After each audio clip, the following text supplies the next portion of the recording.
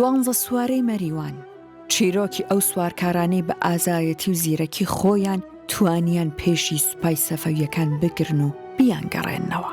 ئێستا ناوی ئەم سوار چاکانە دەنرێت لە چێشخانەیەکی فولکلۆری لە مەریوان بۆ ئەوەی ناوەکەیان هەر بە زیندوویەتی بمێنێتەوە. لەم چێشخانەیە 12 خاتوون بە یەکەوە بەڕێوەی ئەبن. بەڕێوبەری چێشخانەکە کە ناوی خاتوونە مەحسێنیە چیرۆکی دەست بەکاربوونیان بەم شێوەیە باس دەکات. ئەمەوێ بە کورتی باسی خۆمان بکەم. 4 ساڵ پێش لە ماڵێکی بچووکە بە دروستکردنی کەیکی خۆماڵی دەستمان پێکرد تا گەیشتینە ئێرە. ئەم شوێنە 12 دانە خانمەی بەتوانە وەکو گروپی 12 سواری مەریوان ناومان نییە 12 سوار. بە هیوام ئەم هەنگاوە هەڵمان گرتووە بێتە مایەی شانازی بۆ شارەکەمان.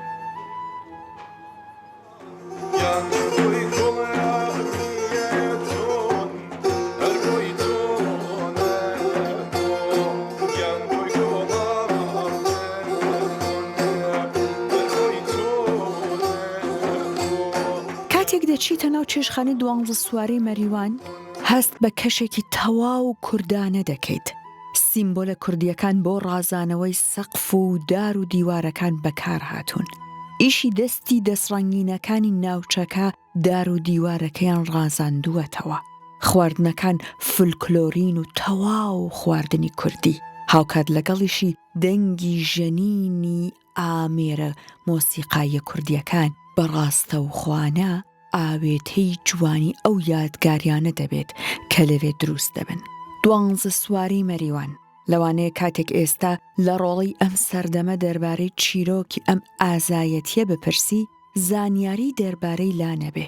هەر بۆیە ئەم خاتونانە پێشبڕکێکیان ڕێک خستووە بۆ منداڵانی هەتاکو تەمەنی 12 ساڵان بۆ ئەوەی دەربارەی چیرۆکی ئازایەتی ئەو سوار چاکانە بە دوواداچوون و گەڕان بکەن و بابەتێک بنووسن و لە کۆتاییشدا 12 کەس هەڵدەبژێردرێن بۆ وەرگرتنی خەڵات و لە ڕاستیدا ئامانج ئەوەیە جارێکی دیکە ناو و بوێری ئەو 12 سوار چاکە بکەوێتە بەرباس و ناویان هەتایە بە زیندوویەتی بمێنێتەوە.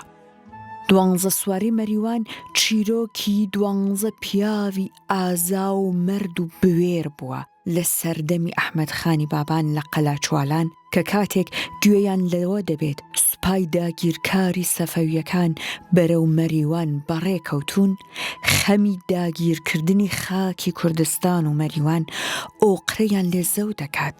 بۆیە ئەوانیش بەرەو مەریوان بەڕێ دەکەون و بە زیرەکی خۆیان دەتوانن بەر بەو سوپا گەورەیە بگرن و تەنانەت بیان گەڕێنەوە.